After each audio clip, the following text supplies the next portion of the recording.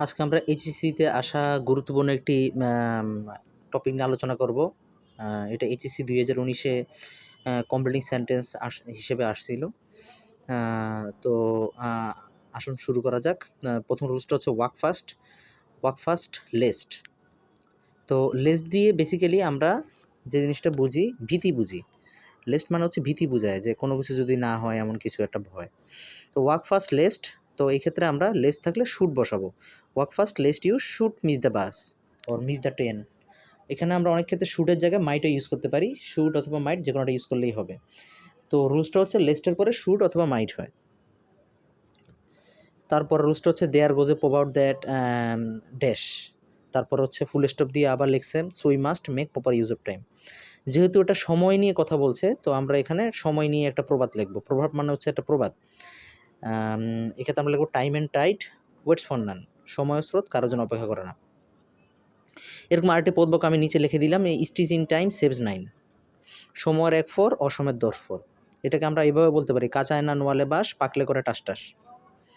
এরপর রুলসটা হচ্ছে if I knew his number.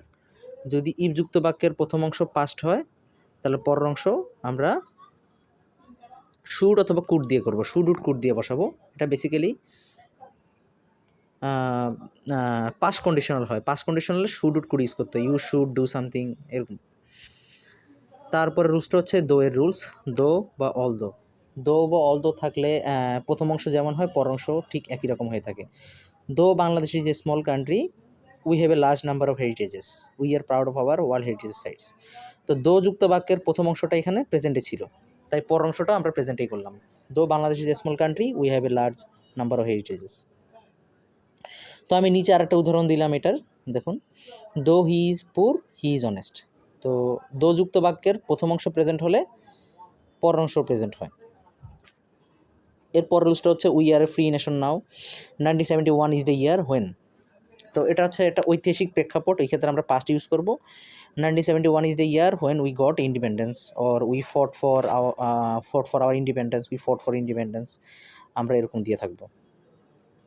এরপর রুলসটা হচ্ছে English is an international language. ইংরেজি হচ্ছে একটা আন্তর্জাতিক ভাষা। তারপর dash you can not get a job. তো ড্যাশ যেহেতু দেওয়া, এখানে আমরা লিখতে পারি without learning it you can not get a job. তুমি এটা শিখা ছাড়া চাকরি পাবে না। তো আমরা উইথাউট দিয়ে সেন্টেন্সটা বানালাম। উইথাউটের পরে তাই আমরা উইথাউট যখন ছিল এর সাথে আইএনজি যোগ করলাম, উইথাউট দিয়ে একটা সেন্টেন্স বানালাম। উইথাউট থাকলে ভার্বের সাথে আইএনজি হয়ে থাকে। তারপর সেন্টেন্সটা হচ্ছে I found a box in the room, the box was too heavy for me to carry. তো টু ডট ডট টু এর rules, for me to carry. He came here with a view to. With a view to পর ভার্বের সাথে ING হয়, with a view to helping me. সে এখানে এসেছে আমাকে সাহায্য করার জন্য। উইথ এ ভিউ টুর ভার্বের সাথে আইএনজি হয়, লুক ফরওয়ার্ড টুর পরে ভার্বের সাথে আইএনজি হয়, গেট ইউজ টুর পরে ভার্বের সাথে আইএনজি হয়। এভাবে আমরা সেন্টেন্সগুলো বানাবো। I can not recall his name, it is long time since we met last. এটা অনেক দিন হয়ে গেছে আমরা দেখা করেছি।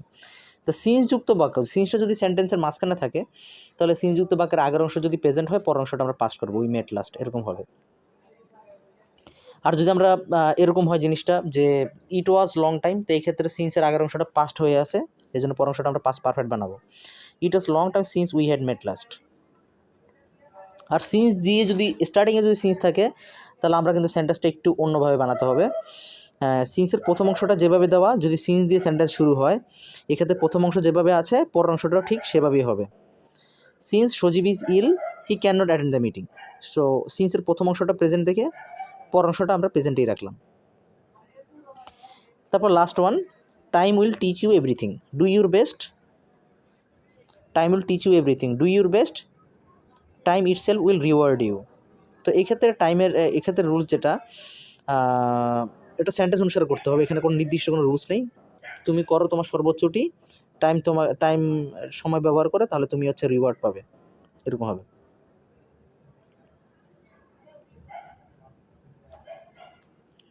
ঠিক আছে, আজকের মতো এখানে ক্লাস শেষ করলাম। যদি ক্লাসটি ভালো লেগে থাকে তাহলে অবশ্যই জানাবেন, বা ভিডিওটি ভালো লেগে থাকলে জানাবেন, বা কোনো বিষয় জানতে চাইলে বা বলতে চাইলে অবশ্যই আমাদের জানাতে পারেন। ঠিক আছে, আজকের মতো এখানেই শেষ করলাম। আল্লাহ হাফেজ।